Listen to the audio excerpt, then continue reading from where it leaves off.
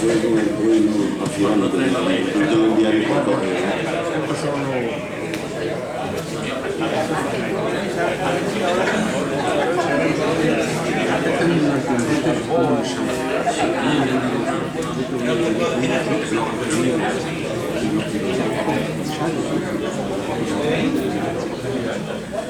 Dios te lo pague. Porque eso es lo máximo que podemos aspirar.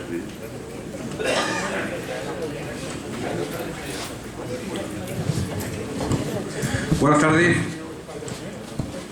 Vamos a culminar las mini jornadas, si podríamos denominarlas, de análisis sobre la estructura, la morfología, la filosofía configurativa de los núcleos poblacionales de Al-Ándalus, después de la espléndida exposición que nos hizo ayer el profesor Navarro Palazón en esta sesión de esta noche, que como ustedes conocen es un debate algo más fluido, más plural en sus enfoques, y esperemos que con más tiempo para la participación de su parte. Los componentes de la mesa, como ustedes conocen, tanto por la publicidad que hemos insertado en el periódico Hoy, como la que ha difundido la propia Asociación de Amigos de Badajoz, harán una breve exposición.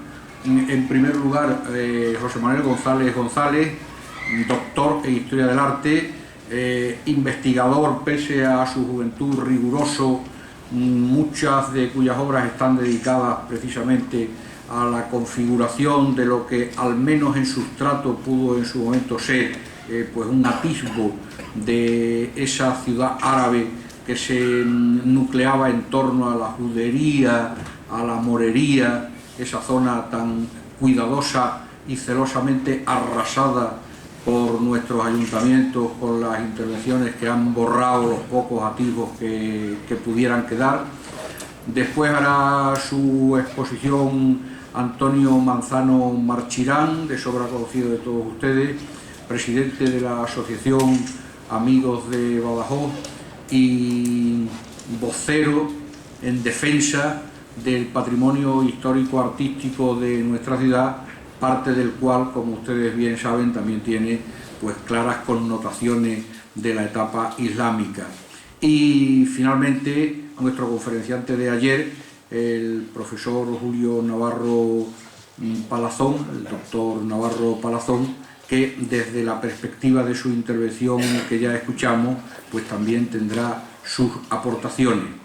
Esta ha sido, como comentábamos ayer, una iniciativa de la Asociación Amigos de Badajoz en colaboración con Aula Hoy, del periódico Hoy, de la Fundación Vocento, que de manera extraordinaria, como también aclarábamos ayer, habíamos salido de nuestro foro habitual en el Hotel Zurbarán para acogernos pues a este Santa Santorum académico que es la Real Sociedad Económica de Amigos del País, a quien también le agradecemos el que nos haya acogido como buen patrón.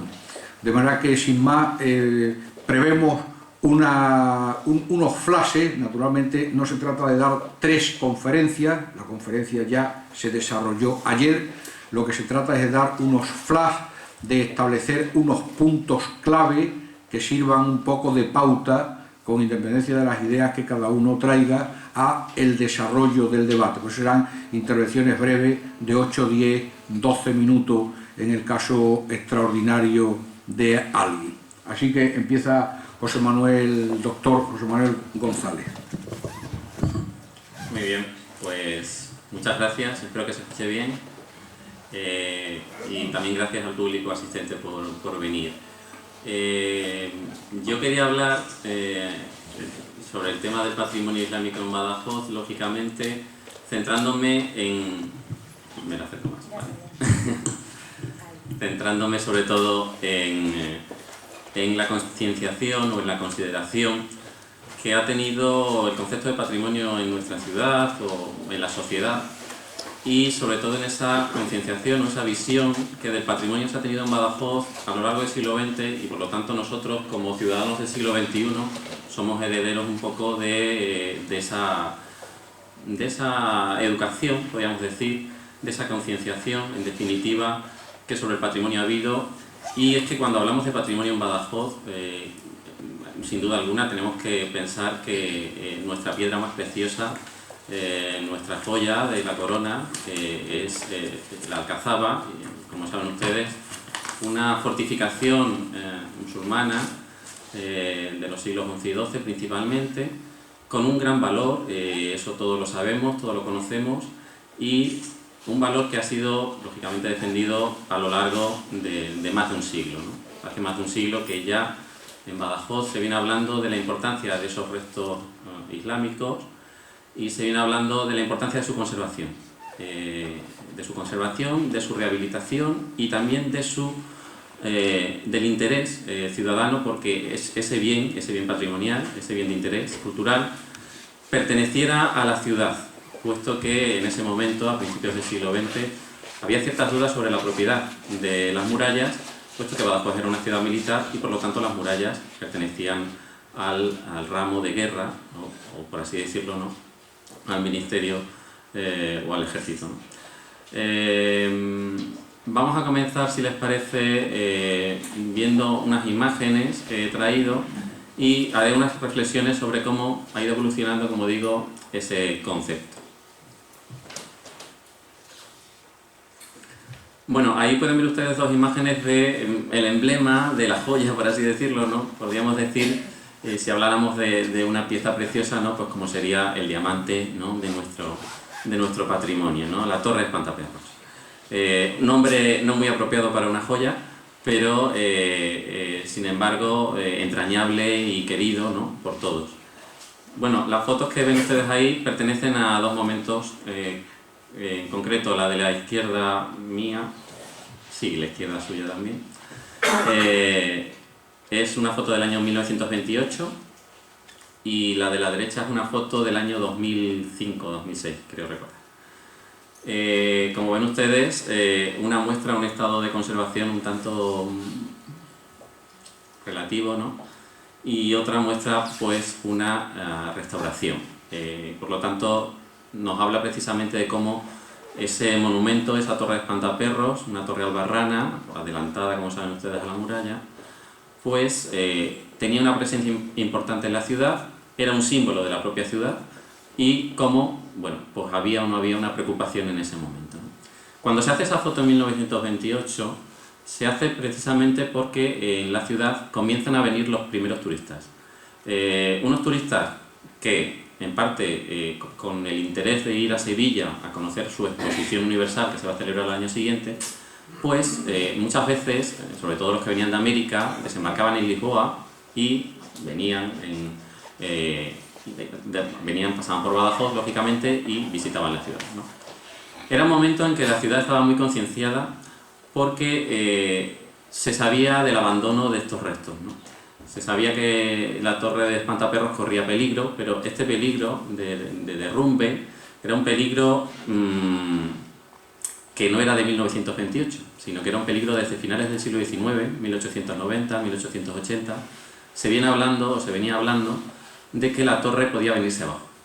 Al principio el interés de las autoridades por conservar la torre no era mucho, por no decir ninguno. Ni las municipales ni las estatales.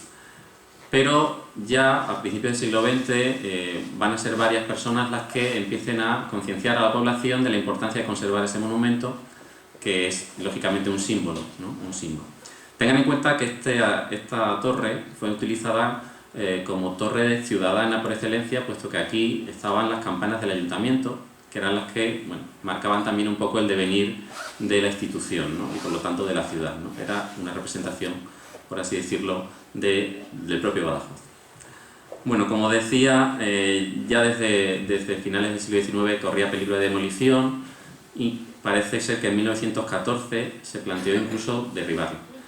Pero bueno, la concienciación pública de un periódico, sobre todo el Nuevo Diario de Badajoz y Correo de la Mañana, hicieron que esta torre no se derrumbara y que se pensara en restaurar. Desde 1914 a 1928 no se consigue restaurarla, y a pesar de que hay varias voces clamando por ello, pero en 1928 parece ser que, fruto de la bonanza económica, felices años 20 además, también de una mayor concienciación de las instituciones, pues se da una partida económica para restaurarla, y la restauración consistió fundamentalmente en una consolidación que se hizo. Voy a leer algunas cosas para que vean un poco cómo se hizo, ¿no? Mediante cinchas metálicas se atirantó, se abrazó esa torre, y luego, con una serie de andamios, se reconstruyeron aquellos trozos que estaban desprendidos de la torre. Fundamentalmente, como ven ustedes ahí en la fotografía, algunas almenas y la parte superior de la misma, fruto un poco de la erosión del tiempo, la lluvia, etc. Bueno, esa primera restauración hizo lógicamente que el monumento pues fuera visible y fuera admirado y fuera, bueno, un orgullo para la ciudad en vez de un problema, porque aquí alrededor de esa torre vivía gente, y mucha de esa gente tuvo que ser desalojada ante el peligro de que la torre se viniera abajo. Decirles también que el peligro de derrumbe no era solo de esta torre, era de otras muchas torres que estaban rodeando lógicamente a la alcazaba, formaban parte de esa alcazaba. De hecho, en la plaza de San José cayó una torre unos años después, en la zona de la cárcel. Una vez que se derribó la cárcel, cayó una de las torres. De hecho, todavía, si van ustedes por esa zona, verán que está la base de la torre, ahí como el primer cuerpo, pero falta todo lo que sería una gran torre, puesto que se vino abajo. O sea que el peligro era real, y por lo tanto, pues, como digo, la concienciación iba arrancando, pero poco a poco, ¿no? Voy a leerles algunas reflexiones que hacían desde la prensa, para que vean ustedes un poco la consideración que tenían en estos años 20 o 30. Dice Nuevo Diario, en 1905, dice: hay interés por parte de varios ciudadanos para que no desaparezca un monumento, vetusto sí, pero lleno de recuerdos para la historia de la ciudad. La corporación municipal, representación fiel de los vecinos, es la llamada en primer término a procurar que la injuria del tiempo no nos prive de la conservación de esa joya, tan admirada por cuantos extranjeros vienen a esta capital, como ocurrió hace pocos días a los periodistas lusitanos, que con marcado interés fueron a visitar y a lamentar el estado ruinoso de una torre en gran manera similar de la llamada del Oro en la ciudad del Guadalquivir. Eso decían en 1905, son ciudadanos nuestros. En 1913 decían: en la prensa local hemos leído los comentarios que se han hecho a propósito de ciertos rumores que han circulado sobre el derribo de la torre de Espantaperros. Creemos que son infundados, pero si se confirmasen, desde luego que el Nuevo Diario se opondría rotundamente a que desapareciese de la ciudad el más típico de sus monumentos. Como ven ustedes, al menos una minoría ilustrada sí que defendía esos monumentos, y lo defendía en tribuna pública desde la prensa, que es, por así decirlo, el medio de comunicación más moderno y más seguido en esos principios del siglo XX. Bueno, el proyecto de restauración de 1928 es del arquitecto municipal Rodolfo Martínez, que conocemos bastante bien, y ya digo que se emplearon 6.000 pesetas de la época, lógicamente, en la restauración del monumento. 6.000 pesetas fundamentalmente para 4 cinchas metálicas, limpieza interior, sobre todo escombros que había del paso de siglos, recomposición de partes afectadas. ¿Y qué se creía por los periódicos de la prensa? Pues creían lo siguiente: a juzgar por el proyecto, la restauración ha de ser acertada, lo que encierra grandes dificultades para no comprometer lo positivamente artístico y notable del monumento. Como ven ustedes, en esta reflexión lo que se hace es alertar de que se debe conservar, pero no se debe trastocar, por así decirlo, o modificar la esencia, el valor auténtico, ¿no?, que tiene un monumento en sí, ¿no? Por lo tanto, lo que no debe comprometerse es lo positivamente artístico y notable del monumento, ¿no? Y debe conservarse la imagen que tiene. Bueno, decirles que la torre de Espantaperros volvió a ser consolidada nuevamente a principios de 1942 por el arquitecto de la Comisión de Monumentos, Félix Hernández, con un presupuesto algo superior, lógicamente, 19.000 pesetas de la época. En 1961, para mejorar su aspecto y atractivo turístico, se iluminó convenientemente mediante 8 reflectores. La primera iluminación artística que se hace en la ciudad se hace con la torre de Espantaperros, ¿vale? La siguiente se hace con Puerta Palmas y con el puente. para que vean ustedes un poco en qué posición colocaban los valdocenses de entonces los monumentos. O sea, el monumento en primer lugar, en el podium, estaría la Torre de Espantaperros, en segundo lugar estaría la Puerta de Palmas y en tercer lugar seguramente las murallas, o la catedral, por ahí andaría la cosa. Decirles que estos 8 reflectores, la primera iluminación, como digo, que se hace en la ciudad de un monumento, iluminación artística, ¿vale? Se pensaba incluso pues, que la iluminación debía ser con tonos dorados para realzar, ¿no?, el valor del monumento, ese valor añejo, ¿no?, del monumento. Otras obras de embellecimiento posterior permitieron dotar al entorno de agradable perspectiva mediante ajardinamientos y pavimentaciones. José Menéndez Pidal, por ejemplo, un arquitecto también que trabaja en Badajoz y en toda la provincia, proyecta en 1965 trabajos de consolidación de algunos lienzos de la muralla, sobre todo de aquellos lienzos que se encontraban descarnados en algunas partes. Vamos a ver algunas imágenes. Bueno, estas son algunas notas de prensa, una visión también de principios del siglo de cómo estaba el cerro de la Muela, donde se asienta la Alcazaba, como ven ustedes, sin vegetación, ¿no?, quizás sea lo más llamativo, ¿no?, y conservando todavía, a pesar de que ya se había hecho la carretera de ronda exterior, que es la que va al lado del río, conservando, pues bueno, buena parte de ese aspecto que hoy conocemos.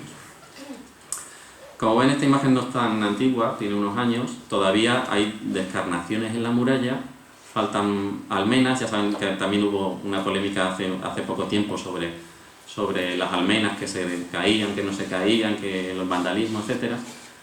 Y yo quería por último centrarme, para terminar, en esa puerta que ven ustedes ahí, la famosa puerta de Carros, que como apreciarán mejor aquí en esta imagen, aunque no se ve toda la puerta, pero era para centrarnos en qué tipo de intervenciones ha habido, pues si aprecian bien esta imagen verán que casi nada de lo que hay ahí es islámico, ¿no? Y este es el problema muchas veces del patrimonio, ¿no?, que lo que se conserva es relativamente poco, puesto que el paso del tiempo y las restauraciones muchas veces han hecho que pierda también en parte los restos, ¿no?, auténticos 100% de la época, ¿no?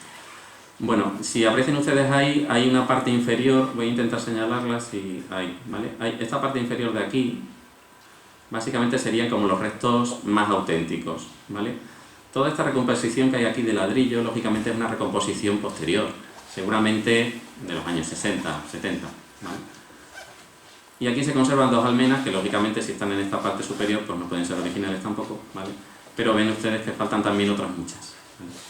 Con lo cual ven también que hay aquí una serie de remiendos posteriores de cemento, en fin, que esto nos habla pues de una restauración no muy cuidada, que es quizá lo que falta en la Alcazaba, ¿no?, una restauración con mimo. Y ven también ustedes que la puerta tampoco corresponde al momento. ¿Por qué? Porque la puerta... Hemos superado ya... Voy terminando.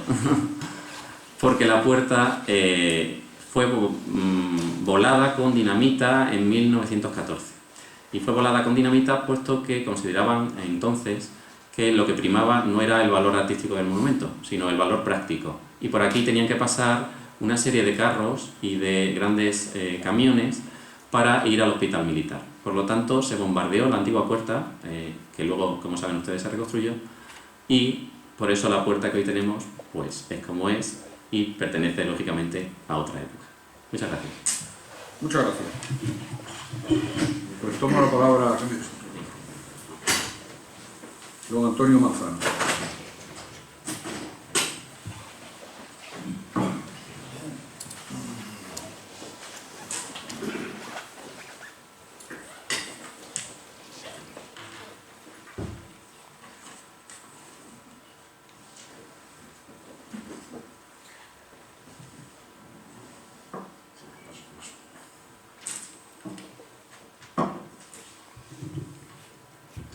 Buenas tardes. Como ya me ha avisado Alberto de que tiene un artefacto explosivo debajo de la mesa que se activa cuando pasan los 12 minutos, intentaré ajustarme al tiempo que me ha dicho, ¿vale?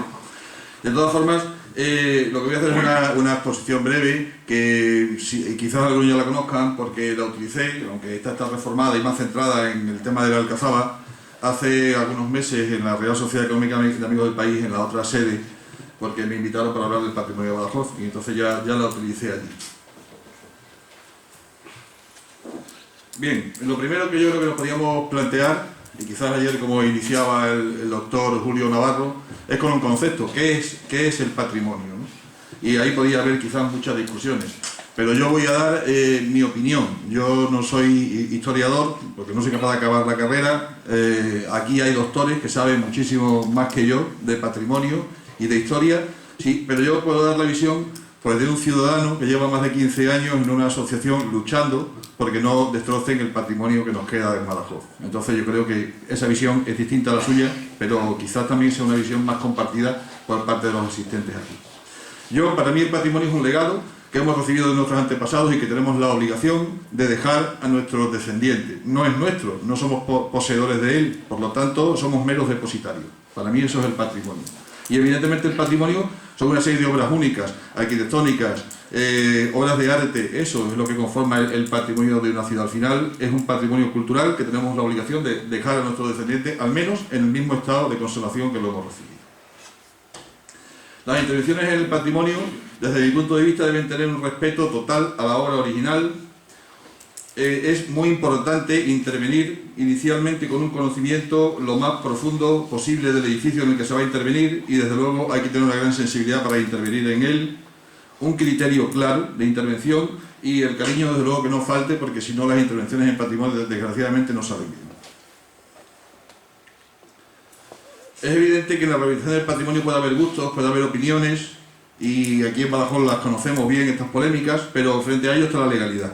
Y la legalidad está hecha para todos. Ahí no hay cuestiones de gusto ni de opiniones. Hay leyes de patrimonio del principio del siglo XX que ya reglamentan efectivamente qué es lo que hay que hacer y cómo hay que hacerlo en el patrimonio. Y sobre todo, hoy por hoy, está la Ley de Patrimonio Histórico Español del año 85, la Ley de Patrimonio Histórico y Cultural de Extremadura del año 99, que hace la propia Junta de Extremadura, la cual incumple reiteradamente.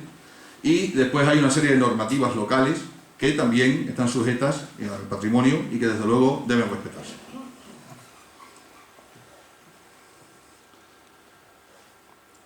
Hay también un debate abierto, hoy por hoy, que tampoco voy a entrar en él porque no hay tiempo, sobre el patrimonio y la arquitectura. La arquitectura del siglo XXI debe convivir en los cascos históricos con el patrimonio. Eso es un debate, evidentemente, que está en la calle, muchas veces ganado por los arquitectos que tienen un gran corporativismo y que desde luego tienen mucha fuerza, mucha más fuerza por lo menos que las asociaciones de defensa del patrimonio. Pero yo creo que en el patrimonio debe prevalecer de forma clara el respeto a la obra original, a una obra irrepetible, porque la Alcazaba de Badajoz no se puede volver a hacer. Debe prevalecer ese respeto a la obra ante la significación personal de un técnico, que desgraciadamente es lo que vemos muchas veces en las intervenciones en los patrimonios históricos, que los arquitectos quieren dejar su sello, quieren dejar su señal. Y eso no es así. Yo creo que un buen arquitecto que interviene en el patrimonio debe ser como un buen árbitro de fútbol o como un buen picador de toro, cuya mejor intervención es la que pasa desapercibida. Por lo menos eso es lo que yo pienso. Debe haber evidentemente unos estudios de arqueología de la arquitectura. Estos son nuevas técnicas que se emplean hoy por hoy y que lo que hacen es estudiar previamente el monumento donde se va a intervenir, estudiar los materiales, estudiar los añadidos, las distintas épocas, y de esa forma saber lo que hay que salvar y cómo hay que intervenir. Esto ya está en toda Europa, en muchas comunidades autónomas, pero en Extremadura, a pesar de que la Federación de Asociaciones de Defensa del Patrimonio estamos intentando impulsarlo, pues aún le suena chino a los técnicos, sobre todo a los políticos de patrimonio. Hay 5 variables, según los arquitectos, para que una obra funcione, una obra arquitectónica. La forma, la función, la construcción, el espacio y el lugar. Una obra puede ser magnífica en su forma, en su función, puede tener una construcción fantástica, puede ser una maravilla en cuanto a espacios, pero si el lugar donde se decide colocar no es el adecuado, no es una buena arquitectura. Ejemplos en Badajoz tenemos muchos. Evidentemente los cascos históricos son lo que son y hay que reutilizarlos, pero en modo alguno se deben colocar pues edificios de cristal en pleno corazón de edificios medievales, ¿no? Como ocurre. Yo creo que también el patrimonio tiene una particularidad, y es que no solo hay que recuperarlo, no solo hay que rehabilitarlo, sino que también hay que hacer que sea funcional, ¿no? Evidentemente hay muchos tópicos. Siempre que defienden que tiene que convivir la arquitectura del siglo XXI con el patrimonio, nos ponen el ejemplo de la pirámide del Louvre y del Centro Pompidou. Se olvidan de que el resto de toda Francia es un magnífico ejemplo de defensa del patrimonio. Se citan siempre las dos excepciones, ¿no? En las intervenciones yo creo que ahí tiene que primar efectivamente lo que hemos comentado, el respeto, la sensibilidad, alterar lo menos posible la obra original y desde luego conservar el carácter del edificio, que me parece fundamental. Es una cuestión de respeto. Por lo tanto, en las premisas para la recuperación del patrimonio, yo citaría el respeto a la legalidad, que creo que ahí, si nos obligan a los ciudadanos que nos venimos a vivir al casco antiguo a respetar las normativas y las leyes, pues más aún las instituciones que hacen las leyes, ¿no? El respeto de los técnicos a la obra original, estudios históricos serios, previos a la intervención, voluntad política, que no siempre evidentemente existe, y una sensibilización ciudadana, como hacía alusión hace un momento mi amigo José Manuel. El casco histórico de Badajoz además necesita un plan integral de rehabilitación. Hace muchos años, desde Amigos de Badajoz, fuimos capaces de impulsarlo, creo que fue en el año 99, e incluso conseguimos que se sentasen todas las instituciones, la Junta, el Ayuntamiento, la Diputación, la Universidad, llegasen con unos acuerdos en Mérida, quedaron incluso para hacer un consorcio y tener los estatutos, pero a la salida de las declaraciones del alcalde de Badajoz, pues dio al traste con todo el trabajo de 5 años. Pero bueno, esto es lo que ocurre. Estas son algunas de las vistas que tenemos de nuestra maravillosa Alcazaba Árabe, que efectivamente es una joya a recuperar, una joya a cuidar, con una serie de puertas de las distintas épocas. Algunas, incluso como esta, la puerta de Alpeniz aún tiene que ser desenterrada, en parte hay que hacer una excavación arqueológica seria, con espacios magníficos que han sido recuperados, como yo les estoy diciendo, con cariño y con muy poco dinero. Se ha recuperado este parque, que hoy por hoy pues, es seguramente el mejor parque de la ciudad, y además es utilizado a diario por cientos de personas. O este otro parque de la Galera, que es un parque que también pues, se ha hecho con muy pocos medios, pero con mucha sensibilidad. Pero esto también es la Alcazaba de Badajoz. Hay muchas partes de la Alcazaba que están en este estado, abandonadas, y que el visitante se encuentra esto. Hay muchos ejemplos de rehabilitación del patrimonio en España. Aquí tenemos, por ejemplo, Alcázar de Jerez de la Frontera, que pone como ejemplo, además de rehabilitación, pone como ejemplo de entrada en recodo a la Alcazaba de Badajoz, curiosamente, pero fíjense cómo tienen ellos rehabilitada desde hace muy poco tiempo su Alcázar Árabe y los Reales Alcázares de Sevilla, que son pues, evidentemente un magnífico monumento, pero algo que se puede hacer en la Alcazaba de Badajoz. Evidentemente lo que yo pienso que no es la recuperación del patrimonio es esto.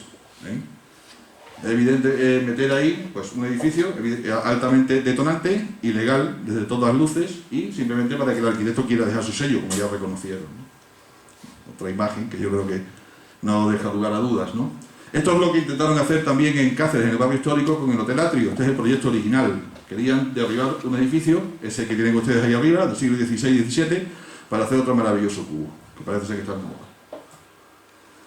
Otro añadido del Bárbara de Braganza, un edificio que está protegido en su envolvente, está protegido como edificio, y el arquitecto le añade una nueva planta de cristal, algo que la normativa no permite. Pero claro, tampoco se puede estar todos los días en los tribunales, porque eso hay que pagarlo.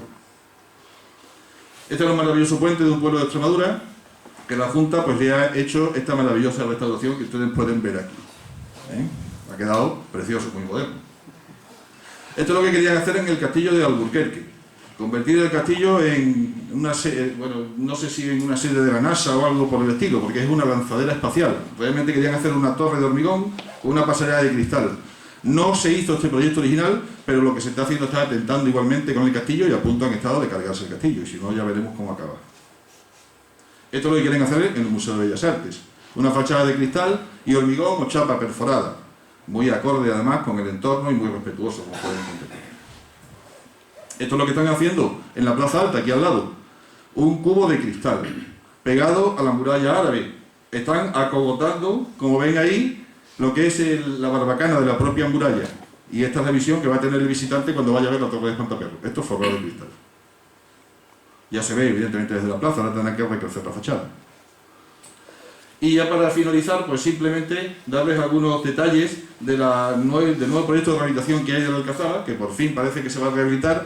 Como saben, Amigos de Badajoz forma parte dentro de la plataforma para la rehabilitación de la Alcazaba, en la que estamos varias asociaciones de la comisión de seguimiento, pero yo no sé realmente si vale para algo el que estemos o no. Ya hemos protestado y ha habido informes técnicos muy serios de Javier Tejero y de Julián García Blanco, un arquitecto y un arqueólogo, sobre el proyecto que quieren llevar a cabo, sobre la primera fase. Lo primero que quieren hacer es un enlucido de los lienzos de muralla, de un lienzo enorme, porque es media Alcazaba, es desde la puerta de Carlos hasta la puerta del Alpéndiz. Y que nosotros sepamos, no conocemos que haya un estudio previo murario serio desde el punto de vista arqueológico, que es evidentemente pertinente porque hay zonas de almohades y zonas originales que habría que preservar.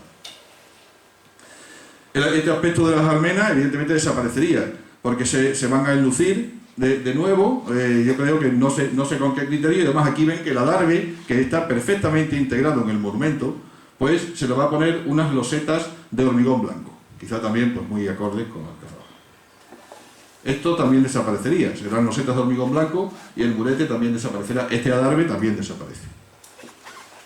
Y además este murete que ven ustedes aquí, que va prácticamente a lo largo de todo el adarve, lo tiran y hacen una barandilla metálica de acero. Lo cual también es una gran idea desde el punto de vista arquitectónico, seguramente, pero desde el punto de vista arqueológico lo dudo mucho, e histórico. Y hay que tener en cuenta que este murete efectivamente tiene añadidos de distintos siglos y de distintas épocas, pero la ley protege los añadidos de los monumentos. Por eso tenemos ahí el hospital militar, porque está protegido. Entonces no lo podemos desgajar, no podemos quitar lo que es un añadido de hace 20 años, o de hace 100, o de hace 150, no, el murete se ha ido reconstruyendo a lo largo de los siglos, se ha ido restaurando como se ha podido, y está ahí, está integrado con el monumento y está protegido por la ley, no se puede tirar. E incluso hay partes originales según los arqueólogos, o sea que nos estaríamos cargando partes del siglo XII. Y ya para finalizar, pues no solo es el patrimonio árabe en la ciudad, sino el fuerte de San Cristóbal, abandonado desde hace decenios. Esto es lo que queda de la villa romana de la Cocosa, propiedad de la Diputación Provincial, curiosamente, absolutamente abandonada a su suerte, y una villa romana de las mejores que había en España, porque fue estudiada y además sirvió de ejemplo ese estudio para otras que se estudiaron en España. Evidentemente todos los grandes problemas del patrimonio es el vandalismo, que también lo tenemos en Badajoz, desgraciadamente. Y lo que es el patrimonio en Europa y su respeto. En la mayoría de estos castillos de Francia son hoteles, pero en ninguno hay torres de cristal, no hay torres de hormigón, no hay antenas parabólicas, ni hay cosas extrañas. Pero bueno, esto lo pongo para que se consuelen. En todos sitios cuecen habas. Esto es lo que están haciendo en Lorca. Están haciendo un parador nacional de turismo. Este es el parador nacional de turismo que están haciendo. Es como el Cerro Gordo en la Alcazaba de Badajoz. Una cosa parecida, para que lo entiendan. Porque vean ustedes esta fotografía. Ese es el parador que están haciendo en Lorca, dentro de la Alcazaba.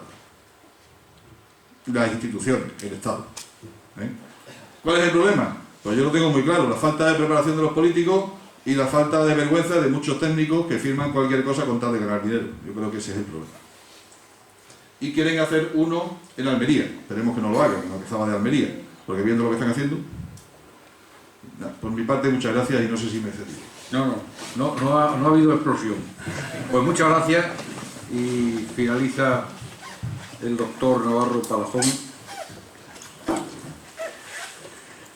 Realmente, en tan poco tiempo, plantear la complejidad de cómo podemos gestionar en unas sociedades complejas como son las nuestras todo nuestro patrimonio, sin duda sería una osadía decir cómo.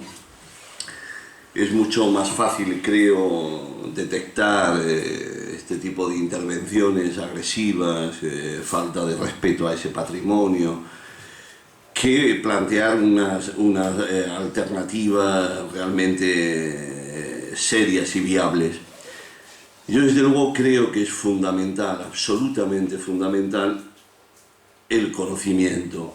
Es decir, cuando nuestro patrimonio es conocido, es mucho más difícil su alteración, incluso su destrucción. La mejor garantía para que un patrimonio se conserve y se conserve bien es que sea conocido. Lamentablemente, en la mayoría de los casos, las intervenciones que se hacen en nuestro patrimonio van dirigidas a una supuesta conservación y muchas veces con buena voluntad, no dudo de la buena voluntad de los gestores, en otros casos evidentemente es notoria su mala voluntad, no dudo que existe y algunas la he padecido, pero si analizáramos de dónde salen los presupuestos en la mayoría de los casos para la intervención en el patrimonio, podríamos detectar que muchas veces es ajeno a las propias administraciones encargadas del patrimonio, y esto no les garantiza a esas administraciones competentes a que lo que hacen lo hacen bien. Pero, por ejemplo, el dinero que sale, el 1% de fomento y todo esto, y de otras administraciones, es un dinero que va encaminado en la mayoría de los casos a intervenciones más o menos o supuestamente urgentes de rehabilitación de tal castillo, de tal edificio, sin que ese edificio previamente haya sido bien estudiado. Esa falta de estudio, esa falta de conocimiento del monumento es la que abre la puerta, en la mayoría de los casos, a los disparates que se hacen en ese patrimonio. Pero es que no existe una cultura de la búsqueda de ese conocimiento. En nuestra sociedad, quienes están administrando, alcaldes, diputaciones, autonomías, mucho más en una sociedad como la nuestra, donde los periodos de una legislatura política es de 4 años, cualquier proceso de estudio que suele llevar muchos años no le interesa a un político, por una sencilla razón, porque yo quiero invertir dinero para inaugurar. Por lo tanto, nos encontramos ya la tentación de entrada en cualquier sitio, que lo que se quiere es hacer obra, porque eso es lo que es inaugurable. La investigación histórico-arqueológica no es inaugurable. Y por lo tanto, el ritmo de una legislatura es la que en gran medida condiciona, además de la no valoración de esos estudios previos, a que eso no se haga. Si además entendemos que en estas administraciones el alcalde de turno o el gestor de turno va buscando ese dinero para una obra, porque además es que no te lo conceden habitualmente, no te dan esas cantidades de dinero para una fase de estudios previos. Las condiciones ya las encontramos, insisto, enormemente negativas, porque esa intervención en el patrimonio lo que busca es intervenir en él.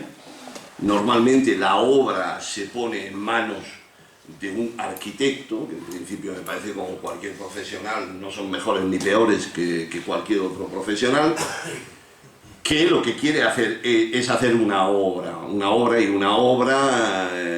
normalmente no discreta, porque en la mayoría de los casos un monumento lo que requiere es una intervención discretísima que vaya buscando esas averías que pueda mantener ese monumento sin una intervención fuerte. Esto en la sensibilidad de nuestros gestores culturales, del arquitecto de turno, que siempre tiene una tentación de que caiga en sus manos una cantidad de dinero para hacer una obra nueva, en donde el patrimonio en la mayoría de los casos es una excusa, es un fondo para lucirse en lo que ese técnico quiere, hacer una obra nueva, que es la que es mesurable presupuestariamente y desde el punto de vista de su desarrollo y de su prestigio como técnico.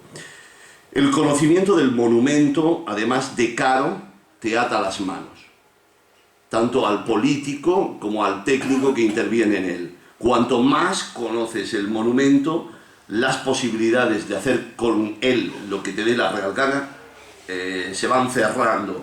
Por lo tanto, tanto el político de turno que quiere que en su municipio, en su espacio de gestión, se haga una rehabilitación que pasa para destinarla no se sabe a qué uso, lo que quiere es no estar condicionado por un conocimiento exhaustivo del monumento que te va, en la mayoría de los casos, a eliminar esa opción de uso o a limitártela.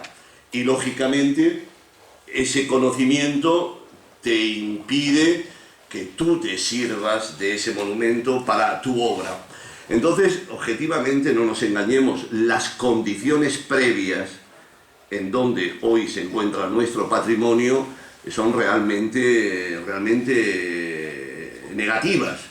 Yo la verdad es que en la mayoría de los casos casi desearía que no se intervenga en ese patrimonio, a no ser, como en estos casos, que se pueda caer algo y entonces es hacer una obra de emergencia. Lo ideal para la protección del patrimonio sería que se evitara este boom que se ha producido, que lleva consigo una destrucción de ese patrimonio enorme. Hoy día, ahora mismo, con todas estas obras del plan A y del plan B que se han hecho, dándole a los ayuntamientos unas cantidades de dinero con una finalidad absolutamente ajena al patrimonio, que me parece muy digna en el caso de que sea acertado lo que en la gestión de esos recursos eso sea correcto. No entro a hacer ese análisis, pero en la mayoría de los casos es un dinero que tiene otra finalidad y que se destina a intervenir en el patrimonio en unas condiciones que son enormemente negativas. Yo recuerdo en mi época de arqueólogo municipal que en los años 80, pero eso se sigue haciendo hoy día, se dio por parte del Ministerio unas partidas a los ayuntamientos para desescombro de castillos. Yo recuerdo en aquel entonces, le dije, mire usted, si es que esto no es una labor, esto es un yacimiento arqueológico, oiga usted, ¿cómo que se va a desescombrar este castillo? Y el propio ministerio, entonces me pidieron, y lo único que me dijeron, mira, pues Julio, intenta como sea este dinero, acógelo, dirige tú la obra como buenamente puedas de este castillo, concretamente recuerdo el castillo de Monteagudo en Murcia, pero la finalidad de esas obras de desescombro era supuestamente un dinero que se destinaba al patrimonio, pero lo que pretendía lógicamente era eliminar el paro, otras finalidades, que qué cosa mejor que en el patrimonio, porque lógicamente para desescombrar no te hacen falta proyectos de nueva obra que pasan toda una serie de trámites, que es imposible si no sigues ese proceso de licencias, de proyecto, de anteproyecto, proyecto, licencias, etcétera, etcétera. Entonces, sigo creyendo que el problema grave que nos acompaña es este, que les digo.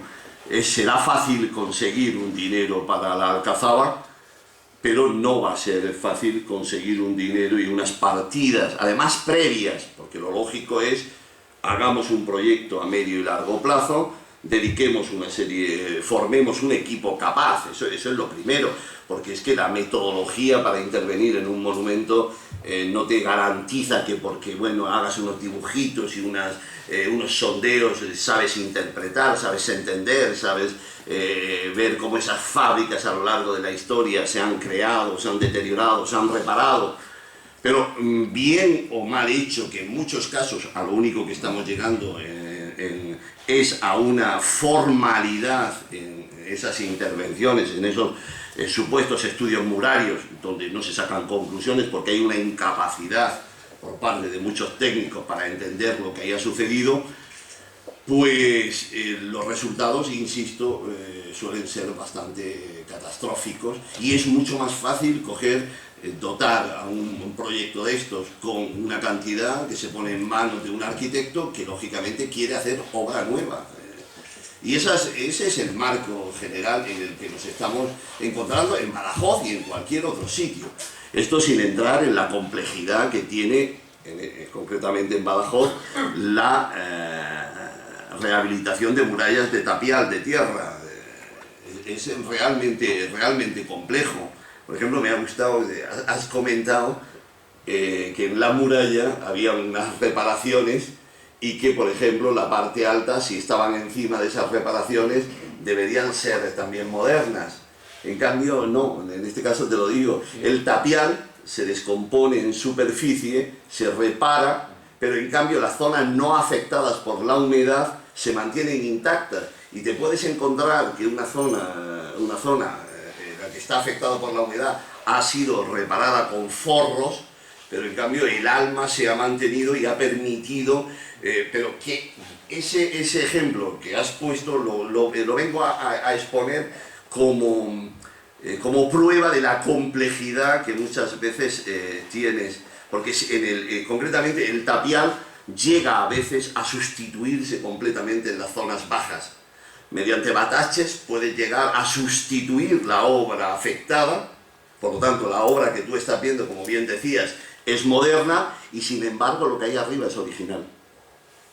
Y eso lógicamente, o conoces los procesos de forma... Miraba para que no nos explote la boca. Yo ya lo digo. Bueno. hemos conseguido ajustarnos con bastante precisión. Lo que ocurre es que cada uno de los temas es suficientemente atractivo y cada uno de los ponentes suficientemente expertos como para haber desarrollado mucho más. Pero como estamos hablando de una actividad que es una mesa redonda, ahora les toca a ustedes con menos premura que ayer. Interviene don Javier en primer lugar. Bueno, buenas tardes. Yo creo que Julio ha dicho la palabra correcta, metodología. Que cuando se actúa en patrimonio, actualmente hay que actuar de una manera no pastichera, como muchas veces se pretende, sino haciendo arquitectura contemporánea que se integre con esa arquitectura antigua, es algo que ya no admite discusión. Ejemplos los hay. El problema de todo esto, como bien ha expuesto Antonio Manzano, es que de 100 intervenciones, de 100 actuaciones, son 4 las únicas, sensibles, respetuosas, que compatibilizan la arquitectura contemporánea con lo que es el monumento. No se pueden hacer pastiches. Esto está consensuado dentro de todo el mundo de la arquitectura, de la restauración, de la arqueología. Los estudios científicos son fundamentales y la metodología científica que existe está ahí. Disponemos de herramientas, disponemos de cartas internacionales, disponemos de intervenciones ejecutadas seriamente, disponemos de un consenso. Entonces, es incomprensible que todavía se sigan haciendo actuaciones de este tipo. Es totalmente incomprensible que todavía haya arquitectos que quieran imponerse al patrimonio haciendo una arquitectura de autor.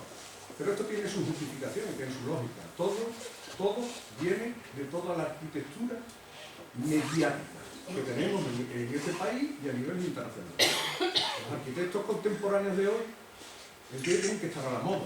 Y es muy bonito hacer cosas de esas porque así las sacas en la revista y dices, esto es lo que he hecho yo. Soy capaz de actuar y de hacer arquitectura muy moderna dentro de una arquitectura totalmente tradicional. Lo mediático y la moda ha ido siempre en contra del progreso. El progreso siempre ha estado por delante de la moda. Cuando a principios del siglo XX la arquitectura de moda era el eclecticismo, era lo que el 90% de la gente alababa y criticaba. Solamente 4 arquitectos contemporáneos, racionalistas, ¿entiendes?, hablaban de la arquitectura que había que hacer. El tiempo ha demostrado que verdaderamente tenían razón, eran los arquitectos modernos que estaban ya en ese progreso, ¿entiendes?, luchando por todas esas necesidades sociales que ya se imponían en aquella época y denostaban esa arquitectura ecléctica que iba en contra de ese progreso. Hoy la moda es al revés. Hoy lo mediático es hacer arquitectura contemporánea. ¿Cuál es la arquitectura contemporánea que se debe hacer hoy? ¿Cuáles son las necesidades sociales de la sociedad de hoy? ¿Es necesario hacer tantos cubos de cristal? ¿Es necesario hacer esa arquitectura que es ineficiente energéticamente, que está totalmente ya desfasada? Porque ya se hacía hace un siglo y pico. Pero si es que eso no es arquitectura contemporánea, si es que la arquitectura contemporánea tiene que ir por otro lado. La arquitectura contemporánea tiene que obedecer a criterios más serios, de necesidades sociales, Y hoy, en las intervenciones del cargo histórico, contamos con verdaderas cartas internacionales, la Carta del Restauro, las recomendaciones del ICOM, 30.000 cartas internacionales que marcan. Contamos con normativas. La mayoría de esas actuaciones que se hacen son agresivas y lesivas. Y lo explico. Agresivas porque no resisten ningún estudio de impacto ambiental serio. Los estudios de impacto ambientales forman parte de una normativa y de una legalidad que hay que cumplir. Y lesiva porque es que se cargan el monumento.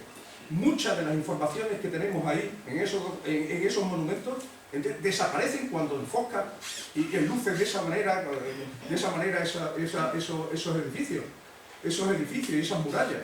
¿Entiendes? Entonces respetemos, como bien ha dicho Antonio Manzano, la normativa, la legalidad. Eso es lo primero. Pero actuemos con sensibilidad. ¿Es mejor arquitecto, es un arquitecto más contemporáneo porque intente dejar su huella en un edificio? Seamos menos soberbios, seamos menos vanidosos. Intentemos concienciarnos a través de ese conocimiento del que ha hablado Julio Navarro, ese conocimiento del monumento que efectivamente coarta esa libertad tan creadora de esos genios tan de la arquitectura que tenemos en la actualidad, genios mediáticos, pura moda, pura revista de arquitectura, y seamos más conscientes de lo que tenemos, para mantener ese legado del que ha hablado Antonio Manzano, que no somos los dueños, sino que tenemos que preservar a lo largo de generaciones venideras. Muchas gracias.